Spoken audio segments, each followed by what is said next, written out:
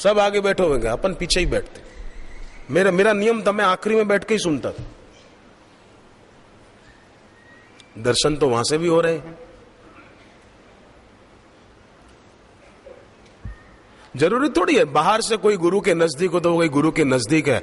अरे दूर बैठा हुआ भी बापू के बहुत नजदीक हो सकता है और पास बैठा हुआ बहुत दूर हो सकता है।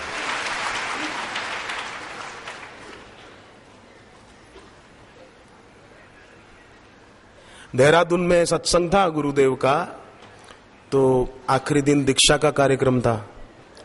तो एक सास ने अपनी बहू को कहा, बेटी मैं तो दीक्षा लेने जा रही हूं कल सुबह, तुझे चलना हो तो तू भी सुबह जल्दी तैयार हो जाना नहा धो के। बहू ने कहा ठीक है मां, मैं भी चलती हूं। तो सास और बहू दोनों साथ में आई दीक्षा लेने को।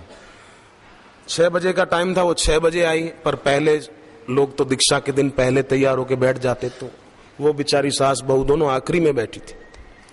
उनके मन में हो रहा था कि काश हमको बापूजी के निकट से दर्शन हो जाते तो अच्छा रहता, पर जो मर्जी गुरुजी की, चलो। वो बैठ गई। दीक्षा गुरुदेव ने दी, फिर कहा अब सब जप करो 10 माला। तो वो भी जप करने बैठे। तो जप करते करते स्वाभाविक अंतर्मुख होते हैं तो आंख बंद हो ही जाती है। तो अचानक उस समय क्या हुआ, बापूजी व्यासपीठ से उतरे और पैदल चुपचाप एकदम पीछे पहुंच गए बापूजी आखिरी में। और आखिरी में पहुंचकर बापूजी ने कहा कि पीछे घूमो तो सब। तो पीछे पीछे जो बैठे थे वो एकदम घूम गए। तो सास और बहू दोनों बापूजी के एकदम नजदीक, चरणों के पास ही दर्शन हो गए। तो जरूरी नहीं है कोई पीछे बैठा है तो बस करे हम तो बहुत दूर बैठे हैं क्या करें, नहीं, वो भी नजदीक है। भावों से, श्रद्धा से, प्रेम से नजदीक है। यहां भी हम सब यहां बैठे तो रसोई घर में कई सेवा कर रहे हैं अभी भी।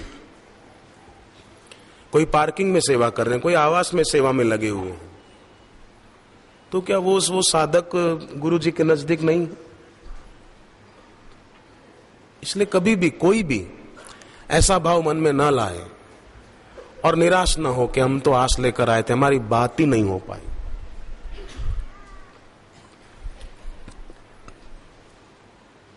वरदादा को फेरे फिर दिए, वहां अपनी अर्जी लगा दी, थोड़ी देर शांत बैठे। अपनी अर्जी लगाकर फिर थोड़ी देर शांत बैठना चाहिए साइड में, कहीं भी वरदादा के आसपास जगह मिले तो। जैसे हम किसी को कोई बात कहते हैं तो जवाब का इंतजार करते हैं ना, कह के चले थोड़ी जाते हैं, नहीं, कह के फिर रुको। कभी मंदिर में भी कहीं कुछ प्रार्थना करो तो आप अपना प्रत्युत्तर आने दो और प्रत्युत्तर के लिए शांत होकर बैठो।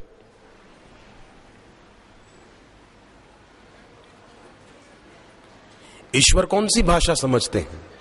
मौन की भाषा। मौन, बाहर से भी भीतर से।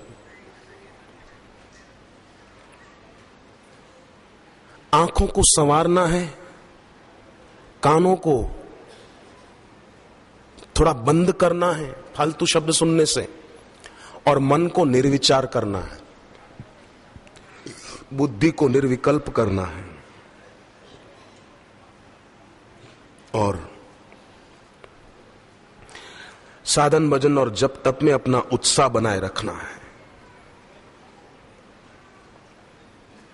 एक चोर किसी के घर में घुसा चोरी करने को, घर वाले जाग गए, शोर मचाया, बाजू में ही पुलिस चौकी थी, पुलिस वाले पीछे पड़े, कुछ सोसाइटी के मजबूत लड़के जवान भी पीछे पड़े चोर को पकड़ने के लिए।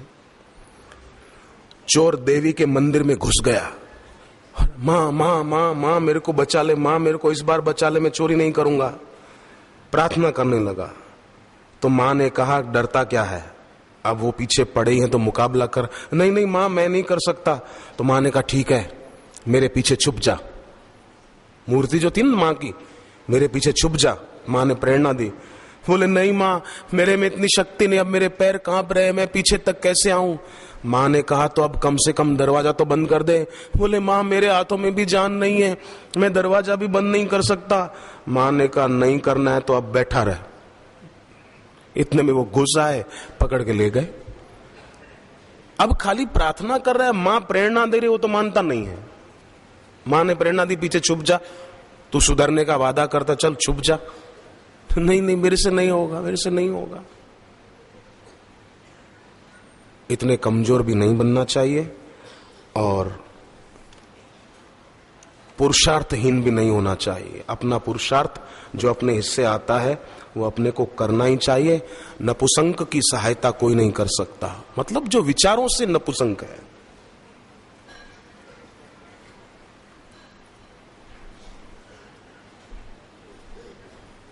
निर्भयनाथ पुस्तक पढ़नी चाहिए, ओमकार का गुंजन करना चाहिए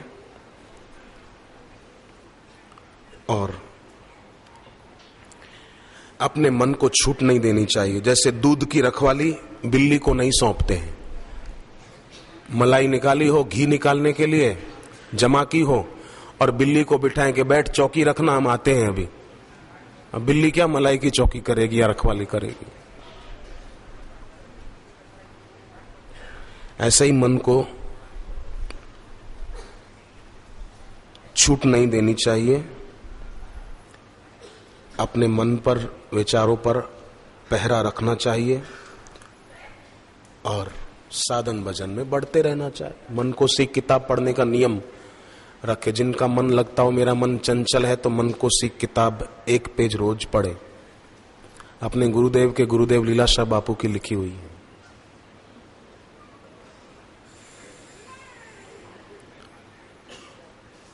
और बीच बीच में नाम का आलंबन लेते रहें इस प्रकार। हरि ओम।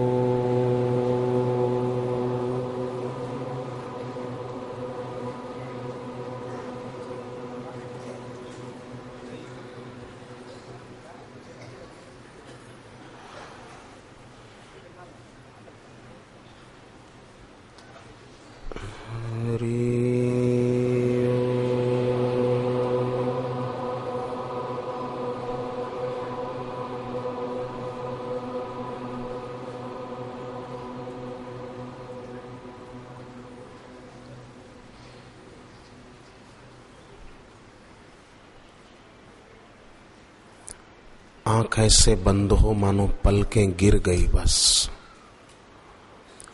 पलकों का दबाव आंखों पर न बने, सहजता से।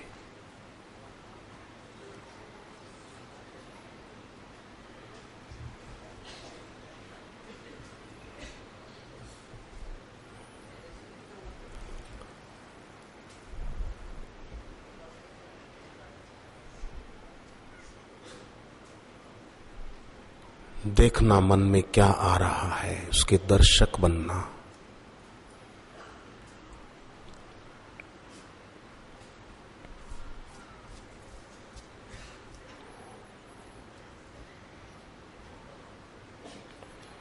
जो भी विचार आए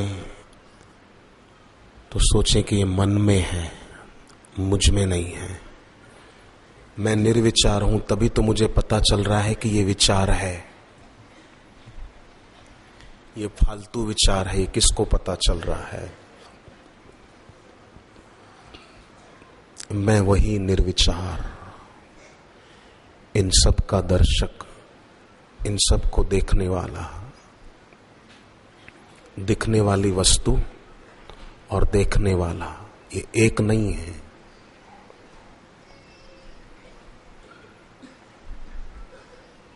मन में अच्छा विचार आए तो राजी मत होना कि हाँ अच्छा विचार आया, और बुरा आए तो नाराज मत होना।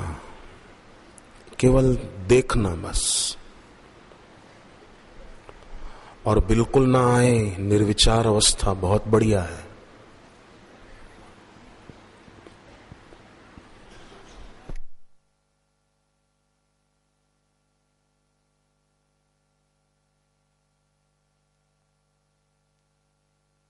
उसको भी आने देना।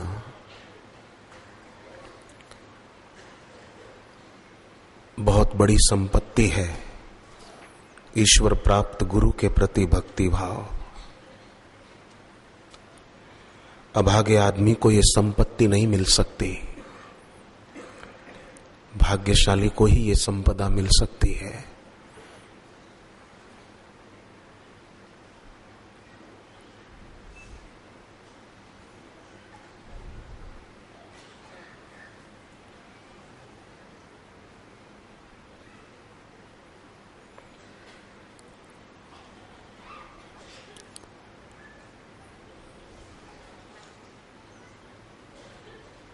क्या माने नहीं,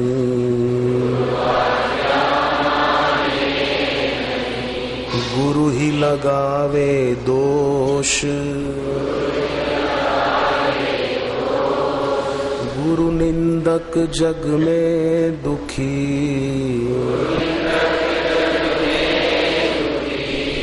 मुए न पावे मोक्ष, मुए न पावे मोक्ष। गुरु पग निश्चय परसिए।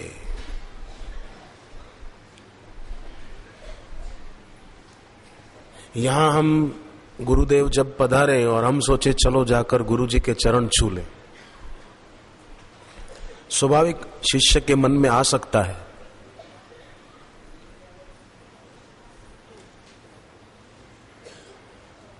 अभी हरिद्वार में जो पिछला शिवरात्रि का कार्यक्रम था ना, वो पूरा करके जहाज में बैठकर हरिद्वार से देहरादून से जहाज उड़ा और सीधे नासिक पहुंचना था।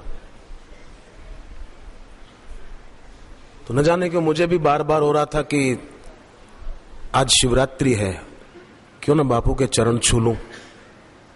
तो ऐसा होता है, मन में भाव आता है।